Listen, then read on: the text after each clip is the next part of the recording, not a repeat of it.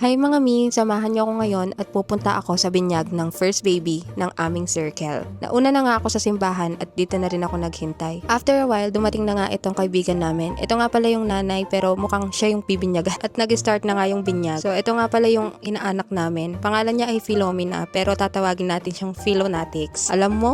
Hindi ko alam bakit isa ako sa kinuhang ninang ng nanay mo pero masasabi ko na wala kang matututunang maayos sa akin. After na nga ng ceremony, syempre hindi mawawala yung picture taking namin dyan. Diba mukhang napaghahalataan na yung edad natin kasi tingnan mo naman pang inaanak level from bestie nung high school to kumare. After nga ng binyag ay pumunta na kami diretso sa reception. By the way, hindi lang pala isang celebration lang to na binyag kundi first birthday din niya. Tagal na kami magkakaibigan since third year high school pa. Tapos konting chika lang kami dito ng nanay ng best friend namin na para bang siya yung tunay naming kaibigan dito dahil busy na nga yung isa naming kaibigan sa anak niya. After nga ng chikahan with Mother Chantal, ayan, lumabas lang kami saglit para mag-aura-aurahan. Syempre, di mawawala yan, te. Outfit check ka talaga dyan. Tapos, nung nakidnap nga namin itong batang ito, ayan, first time namin siya makita kasi sa Canada sila nakatira. Tapos, umuwi lang dito ng Pinas para sa binyag niya at first birthday. Tulala siya, te. Tapos, ayan, kinantahan ko lang siya. Tapos, kung makatitig naman, para namang ginajudge niya yung person na ito. By the way, ito nga pala yung pika-pika while waiting mag-start yung program. Ayan, kumain na kami. Merry Christmas talaga. So, yun nga pala yung setup. Ang ganda, diba? Sarap sumisid. Sana all sinisisiran. Tapos, ayan, nagkape na rin kami while waiting. Konting chika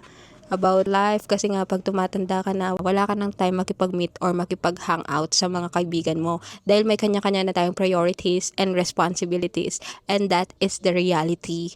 Wow, English. Yan, konting catch up lang kami dyan guys and then nag-start na nga yung birthday party. Yan na yung entrance nila na para bang debut ng aming kaibigan. Ano po? Punta na kami sa ganitong buhay yung magpapamilya na yung bawat isa sa amin. Mapapasabi ka na lang ng hindi to totoo. Hindi to totoo. Ayan lang yung ceremony, guys. I'm so happy for you, Philo, and your family. Know that I love you the way I love your mama. Tapos, nung medyo nakapagpahinga na nga sila, ay nilibot muna itong baby na ito. Bakit pag sa amin umiiyak siya, te? Parang ayaw niya talaga. Parang napipilitan lang. Wala lang choice yung nanay, kaya kinuha kami na ninang, no? Tapos, ayan, di na nga namin natapos yung program kasi nga may duty pa kami for tomorrow. Sunday kasi to, Monday, may pasok pa. Kaya naman nagpaalam na kami na umalis. Tapos, ayan na, konting outfit check muna tayo bago umalis. At thank you so much for watching.